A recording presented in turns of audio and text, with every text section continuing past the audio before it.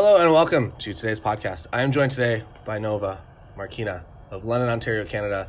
And we've been in New York for a couple of days now. And have we visited more or less Irish pubs than you originally anticipated on this adventure? I think we've actually gone to more Irish pubs than I've ever been to in my life, and I used to be a waitress and frequent them. So, yeah, I don't know if I need to ever go to one again. I think we're going to go to several again today. We went to Anthony Bourdain's Irish pub, or the one beside Les Howell, last night. And yeah, I wanted to go there because I had never been. And Anthony Bourdain, I felt, was the last real person making real content on a television network. And now that he's gone, I think TV is dead. What do you think about that gigantic statement? I have no comment. That's huge. Today we were talking about efficiency in photography and processes. Nova has everything down to, I guess, the fastest possible flow, I think, from shoot to even before shoot. So from like the beginning, like walk us through what is your favorite like little efficiency hack that you've found maybe over the past couple of years, whether it is something that is like an email script template or actual deliveries, or what's the new thing for you?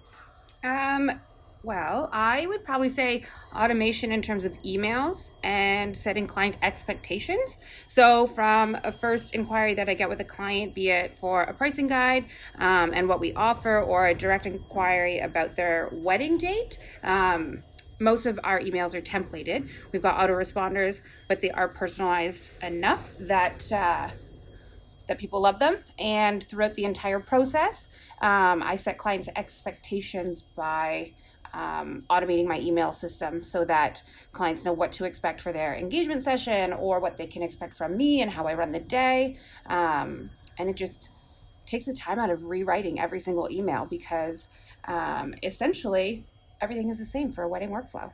Yeah. So my thing was kind of that, like, if I have to rewrite the same email a couple of times, I throw it into a Google canned response. Is that what you're currently using, or is there a better way that I'm missing out on?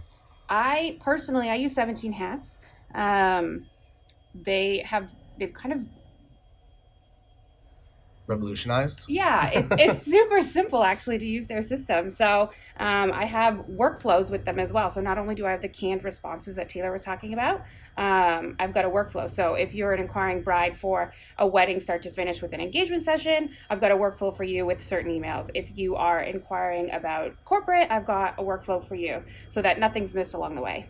That is a lot more efficient than my system, where I rely primarily on Google and Google things. But I found canned responses have helped me a lot. And then also the invention and the continuing of that invention of the fact that Google will now just finish sentences when you're talking Ooh, yes. in emails, and you just hit tab or spacebar or whatever it is to go to the end of the line. And after, I'm going to say, how long has that been out? Maybe a month? I would say a month or two maybe. Yeah. So after a month or two, it has pretty much learned everything that I do on a weekly basis to communicate, and it starts filling in things. It's also gone to the extreme that it seems like it's pulling that it knows that I respond with something specific with the wedding date. So it knows that when I'm typing this sentence to go up to like line number 2 after wedding date colon and pull that date and put it in. So it's I'm excited to see where it goes. For actual delivery for the process, I guess, once you've actually done the shoot. So leading up, they get a bunch of emails that kind of walk them through the process so there's no unknowns. And then what happens after the shoot? What's your process for that? After the shoot, I send them an email. Again, it's automated, so it says thank you for having me. Sometimes if there's something that really sticks out with their session or their wedding, I will personalize it and say, we got some amazing dance photos. I can't wait for you to see them, that sort of thing. But in terms of the client expectation that I was talking about, it also outlines what they can expect from here. So to avoid any unnecessary emails from a client, like, hey, thanks for shooting our wedding. How long is it before I get my photos? All of that's outlined for them. So I tell them how much I loved being there, that they can expect their photos in 4 to 6 weeks.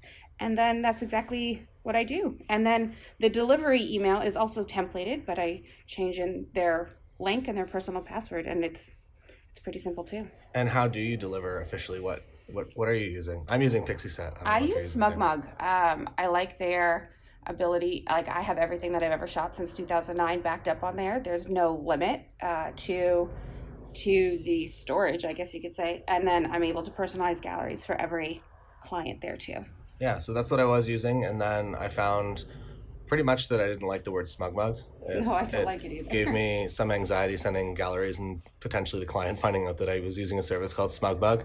So I had to use Pixie Set. It's a little bit prettier, and I don't think that I fully explored the template possibilities of smug mug to actually make it look as good as it possibly could.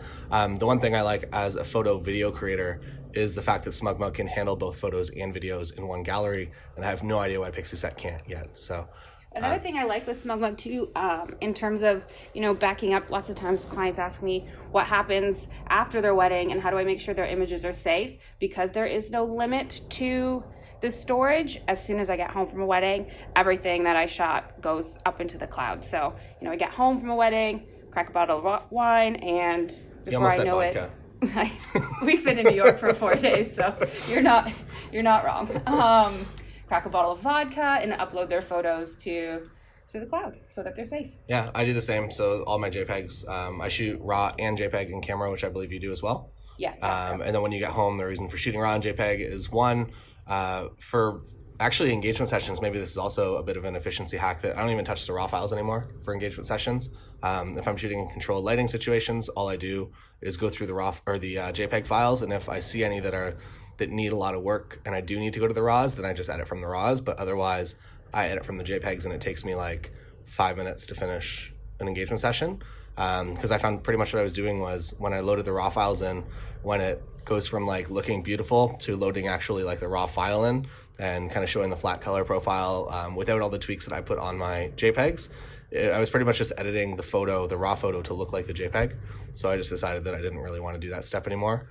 But for weddings, Cut yeah. out that step. But for weddings, it is important, I guess, that you still do shoot RAW files.